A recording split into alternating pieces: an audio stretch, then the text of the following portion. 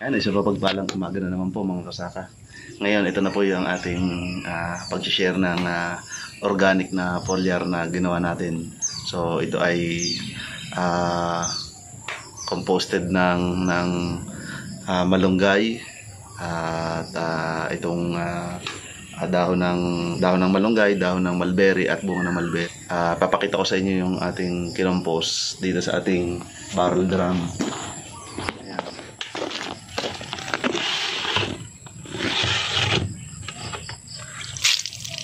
Dapat mayroong silyadong ganito. Ayan, makikita nyo mga kasaka. Yan ay ready na yan. Ready na yan for... Ito ay nasa isang buwan na to dito. Ayan, no. Maaamoy nyo siya ng manamis na maasim-asim ang kanyang amoy. Ayan. Yan yung ginagamit natin. At ipapakita ko sa inyo mga kasaka kung paano ko ginagamit ang napakabisang organic foliar natin to. So ngayon mag-spray ako dito sa ating area, dito sa ating front yard. So makita nyo matandang talong natin, dahil pa rin bunga doon. Mayroon talong tayo doon, tsaka ampalaya. Doon natin siya i-spray, tsaka sa mga ilang okra natin dito. Tara, samahan nyo mga kasaka. So yan, organic yan mga kasaka. Yan, ang daming bunga ng ating okra. Yan, ang lalaki, ang pipili. Ang talong natin, no, dahil pa rin bunga.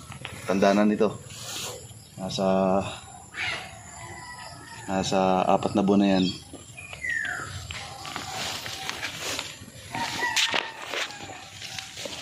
Organic foliar lang ang ginagamit namin dito mga kasaka. Tinan nyo ate okra ko. Ayan, o. So pagka tayo gustong gulay ng sinigang, andito naman na lahat. Ayan, ito ang ating i-spray ng organic. Ayan, o, may mapuputi, o. May mapuputi tayong dami. Ayan, o. Tempo. So kaya nga pala, marami tayong, bago ako mag-spray, nais ko munang mag-share kasi marami tayong subscriber na OFW na gusto nilang pasukin after nilang mag-for goods, gusto nilang pasukin ang pagpaparming. So ang masasabi ko lang po, kasi marami pong nanghihingi sa atin ng kung ano daw yung ating maisasuggest. So kung pasukin nyo ang farming, dalawang klase po kasi yan. Unang-una, kung ang farming mo ay for sustain your yung pangangailangan mo, masustain yung mga gulay mo. So talagang kahit maliit lang, okay lang yan, makagawa mo yan. Pero kung sasabihin mong ito ay maggagawin mong profitable farming, so I suggest na dapat talaga sa umpisa mag hands on ka. Kasi ibang iba po pagka yung alam mo yung nangyayari sa iyong farm, sa iyong pagtatanim. So, dapat matutunan mo yun para kung sakaling magkakaroon ka ng making decision, dapat alam mo yung iuutos mo kung sakaling hindi ikaw ang gagawa sa iyong farm. Halimbawa, dapat malaman mo kung paano pinapalkis. Let's say sabihin natin talong, ano ba ang mga criteria ng talong na dapat mong paano i-manage. So dapat mahiging hands-on ka muna para alam mo kung paano ituturo sa iyong magiging tauhan. So hindi pwedeng zero knowledge po tayo pagpapasok po tayo sa farming. Dapat umpisa pa lamang po tayo na magtanim, o bago pasukin natin ang pagtatanim meron tayong kaalaman na para sa pagtatanim. Unang-una, napakalaking responsibilidad po ng pagtatanim kasi marami po tayong kakaharapin dyan. Unang-una yung pest and diseases, land preparation, unang-una, watering system, kung meron ka bang malakas na pagkukunan ng tubig. So dito naman, ito yung isang naisip ko nung nag-build kami sa pag-aalaga ng tilapia. Sabi ko hindi masasayang yung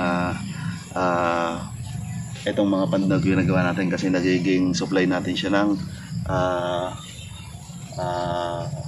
patubig sa ating halamanan.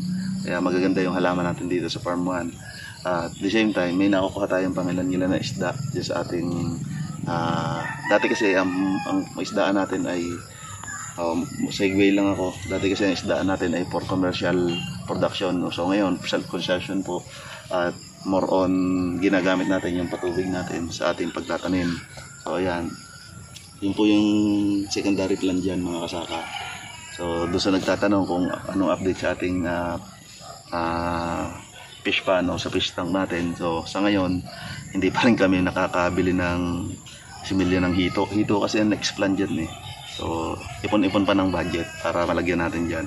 Kasi hindi biro po ang budget ng paghihito. 100,000 kailangan mong i-budget dyan na ilaan. Kasi yung pakain po niyan. So yun, balik tayo sa ating topic. Tungkol sa nagtatanong kung paano mag-umpisa ng farming. So siguro ay suggest na mag-uumpisa tayo dun sa paisa-isa lamang o palima-lima, yung pangkain lang muna. Tapos i-determine nyo kung ano yung mga kinakailangan doon na gagawin. Halimbawa, sabihin natin na mag-land preparation, patubig, application of fertilization, yung mga ganun pong dapat malaman nyo po yun. So dito sa channel natin ay ipinapakita po natin na kung paano magtanim ng talong at kung paano mag-fertilize and cultivation. So paano po yan? O tinuturo po natin dito. Sa talong naman, dito lang po tayo, mag-focus muna tayo sa talong. Ang talong po after po ng transplanting, kasi sa seedling po yan, mga 30 days, nasa seedling po siya, nursery, and pagkatapos po noon, itatransplant natin siya. So yung preparation po ng pagtatanim po ay dapat yung lupa na i-prepare natin ng ayos, nabigyan natin ng mga organic fertilizer, and after matransplant po, bibilang po tayo ng 7 araw, mag-apply na po tayo doon ng fertilizer. Mataas sa nitrogen kasi nasa vegetative stage siya. So ano yung mataas sa nitrogen? Sa organic po, yung chicken manure. Sa commercial fertilizer naman po, yung urea na tinatawag po na 4600. So yun po yung ating i-apply. So kami po sa aming pag-apply ng first fertilization ng talong ay sa 16 liters of water ay nagde-dilute po kami doon ng kalahating lata ng sardinas. So kalahating lata ng urea every 16 liters of water. At yung application naman po noon, application rate sa halaman ay 1 lata kada puno po ng talong. So yun. And then kapag kalipas po ng 2 linggo ay mag-a-apply na po tayo doon ng 1 lata na po ng urea sa 16 liters of water. At pagkatapos po ng 3 linggo after transplanting ay mag-a-apply naman po tayo doon ng 3 klase na po na kalahati ng urea, kalahati ng Tropicot at calcium po yun, calcium nitrate, Tropicot, at kalahati po ng 0060. And then pag may nakita na po tayo ng bulaklak no, kasi yung 3 linggo nyo magpapakita na po siya ng buko ng bulaklak, gagawin na po natin tigigisang lata po yung 3 yon sa 16 liters of water. At sa isang tabo ng ginagamit natin na madalas sa pagligo, bali sa isang tabong yon ay i-divide nyo po yun sa 3 puno. Ganun lang po yung application nun. So yun na po ang magiging application yon hanggang sa mamunga na siya. So yun na rin ang magiging maintenance niya, 1 lata bawat 16 liters. Ganun lang po kadali ang pag-alaga ng talong. So pagdating naman po sa pest control ay titingnan nyo po. Hindi po natin masasabi na ito ang i-apply nyo. Kasi may mga iba't ibang klase pong insekto ang talong. So kung ano po yung nakikita nyo doon ay yun po yung i-apply nyong gamot. Let's say sabihin po natin na white fly. Ang white fly po ay madalas po yung makikita po sa ating talong at saka yung green leaf hopper. So talong na lang po kayo sa AgriSupply kung ano yung pwedeng i-apply doon na pamatay insekto. Tapos pagdating naman po sa pest ay diseases. Yan, yun tayo papasok ang ating tinatawag na fungicide. Ayan, may bactericide at fungicide na magkasama na po.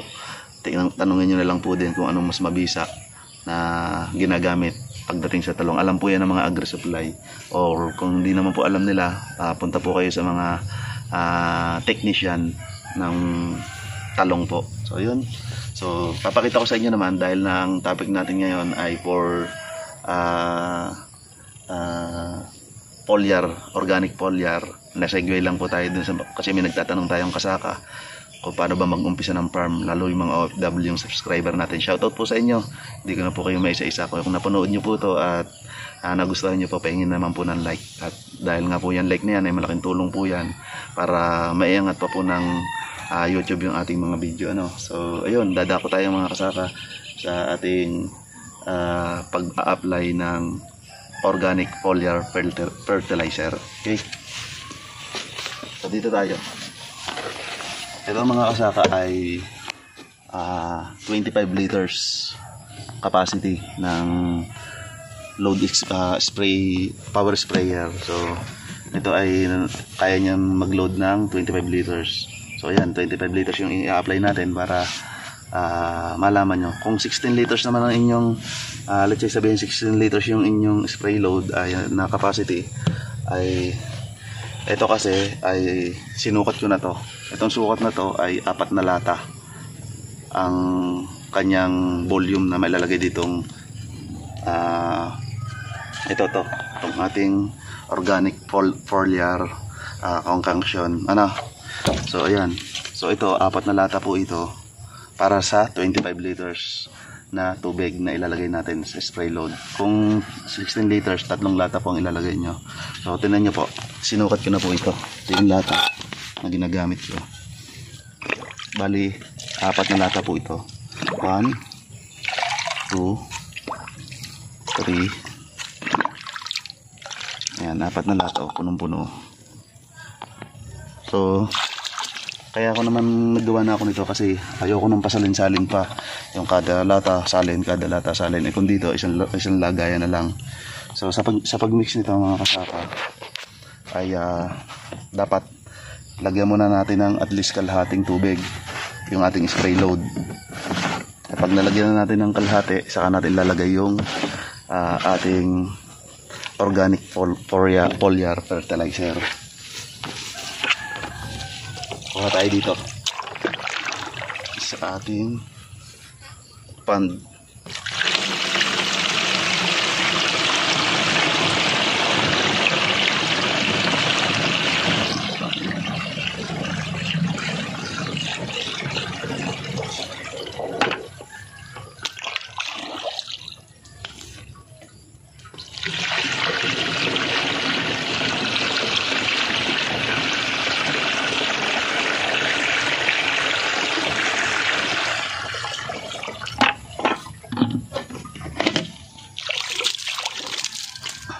Yan mga kasaka, bali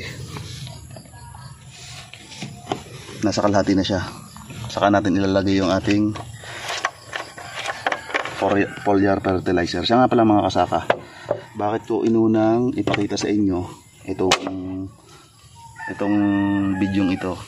Hindi ko muna inuna yung paggawa ng ating foliar fertilizer. Sa susunod po nating video yun. So pinapakita ko po ito sa inyo para if ever na gumawa na kayo ng sarili niyang organic fertilizer ay alam nyo na yung kung paano i-apply, no? So sa pag-apply nito, ito po yung tuturo natin ngayon. So ulitin ko po, 4 na lata po ang capacity nito. Ginawa ko na po siya. 4 na lata sa 25 liters of water. At kung 16 liters po ang inyong spray load, dinulit ko po, 3 lata lang po yung inyong lagay. Pwede na po yun.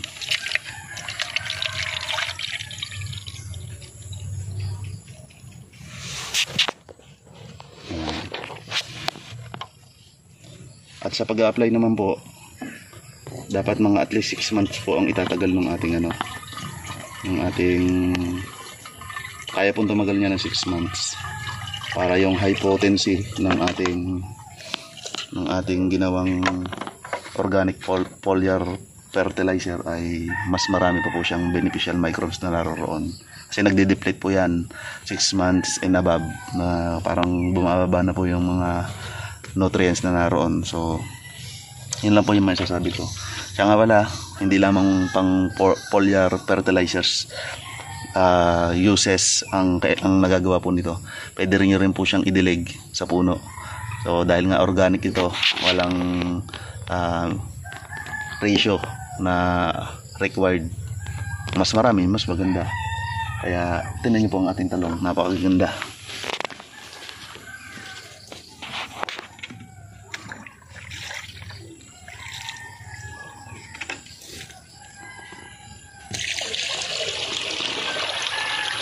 So para sa inyong mga kasara, hindi lang po organic ang ipinapataba namin dito para lang po sa inyong kalaman. Pagdating naman po sa fertilizer na ginagamit namin, dahil wala nga po kaming pagkunan ng organic, kombinasyon po, organic at inorganic fertilizer po ang aming ginagamit dito. So gumagamit po kami dito ng tulad ng sinabi ko kanina na calcium nitrate, urea at saka 0060. And then after nyo na ma-fill o mapunuan nyo po ng tubig, haluin lang po natin para maging proper balance po yung mixture ng fertilizer natin sa tubig. Ayan. So ito rin yung i-spray natin sa ating ampalaya. Lahat ng tanim natin dito, ampalaya, sili, talong, okra, at ano ba? Tanim natin dito. Okra, yun, tatlo. Okra, talong, at sili. Ayan. Ampalaya pa? Ampalaya, apat pala. Ayan. So ayun, i-apply na natin mga kasaka. Kailangan lang natin gumamit ng mask. So kuha muna tayo ng mask.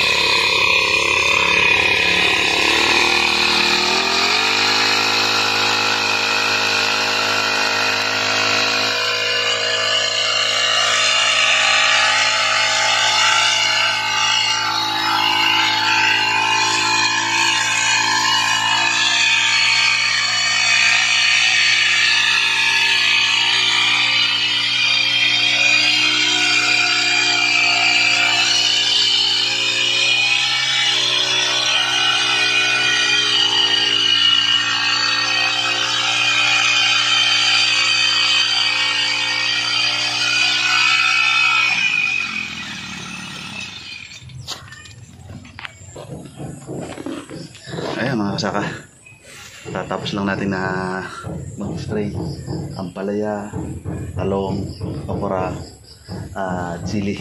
Ayan, in-applyan natin ang organic foliar fertilizer. Ganon din ang ating ito ninyo yung papaya natin. Ganda, daming bunga.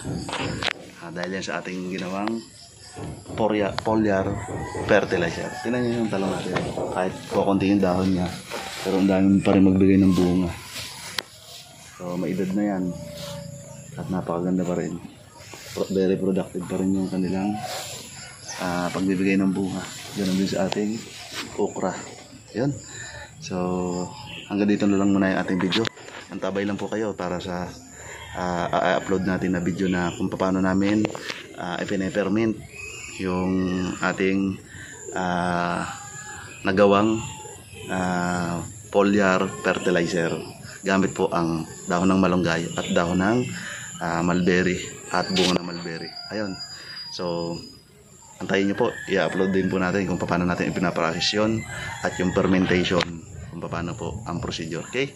So kung nagustuhan nyo po ang ating maiksing video ito tungkol po sa pag-apply ng foliar fertilizer na organic, pahingi naman po kami ng like. At kung hindi pa kayo nakasubscribe, please subscribe dito sa aming YouTube channel. Muli, ako po si inyong kasaka at kasakasama tungo sa maunlad na agrikultura. My name is Joe Albert Bueno. Keep safe.